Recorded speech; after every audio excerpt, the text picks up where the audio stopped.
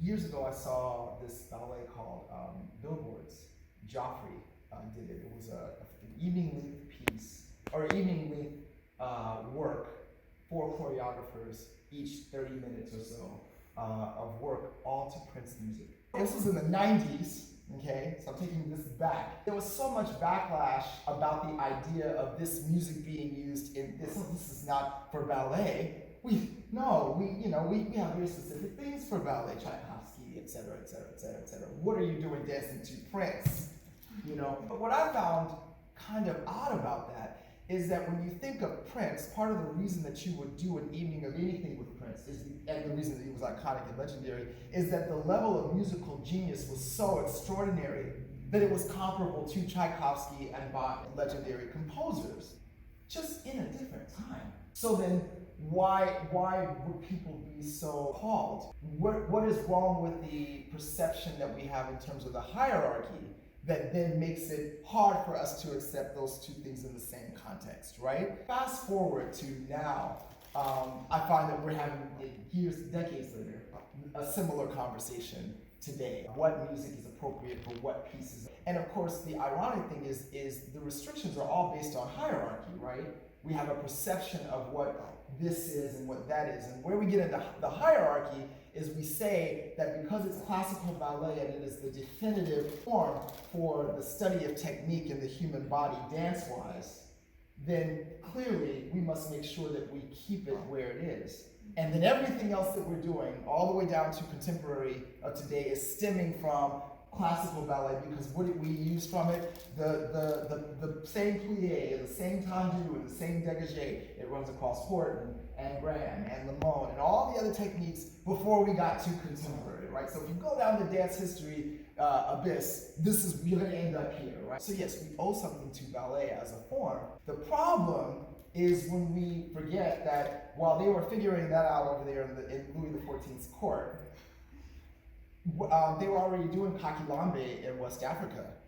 They were already doing hivanao in certain Polynesian islands. They were already doing buto in Japan. There were already ancient technical forms of dance and expression being done before Louis XIV decided, I want to make up something to make my court look better than yours over there. Even the formation of ballet is based in hierarchy, betterness, right? So it doesn't mean that there isn't a value for what came of that, but it means we have to keep it in its proper perspective. Now, here's the real gotcha. The audience has no idea what any of this stuff is. I'm having a conversation with you that becomes very arcane for them. They don't know your pas de bourrée from your grand battement from your herky. How about that? They have no idea what these things are. But I'll tell you what, if you put on Max Richter for too long, we're gonna be, oh my God, it's gorgeous, oh, it's beautiful, I cry. And they're asleep. Because what are we doing?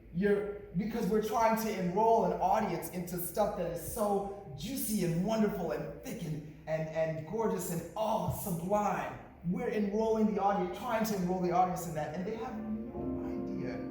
I want you to be forward thinking that way about the general conversation. What are we trying to do here? We're trying to tell a story. Well, I'm trying to tell a story through you. Agape, the Nicholas Britell track, does that seem appropriate to put adjacent to Beyonce? Not necessarily, but if that's what the narrative calls for, then that's what the narrative calls for. Also, that Nicholas Britell track is stunningly gorgeous. If I do another one, the audience is going to sleep. And then why did we put these two people through all of that? Because they're going to miss the moment when she goes and confronts the problem or the bigger, y'all know, right? So I want to say that to you because I want to enroll you, I want to invite you into the bigger conversation about even how things are adjudicated and what that perspective is. An adjudicator should be able to ask you, well, what do you think about this music choice or about this piece or what is it? And you want to be able to inform all of that. Even if you disagree with me, that's okay. I just want this to be the place where you start the conversation. Because again, the audience they just don't know, and they're struggling. Because we don't teach dance to everyone here in America. We don't teach art to everyone here in America. It doesn't happen in all the schools in America. There are certain places where, we have some cultural things that you're going to learn right there next to geometry. We just want to make sure it gets done. Okay? That's not America, right? So, and that's not a read, that's just the truth. Okay? So when you're starting to think about what you're doing here on the Marley, I want you to also think about how you talk about what you're doing on the Marley as well. You start to do things and have conversations and say things that put classical ballet on a pedestal above all of the other things that exist. Well, now that's not even in line with what we're trying to do with DEI and acknowledging otherness and acknowledging people of color and women. Why bother if we're still going to go, if it's not that tutu, and it's not that ballerina, and it's not that score, then it's less.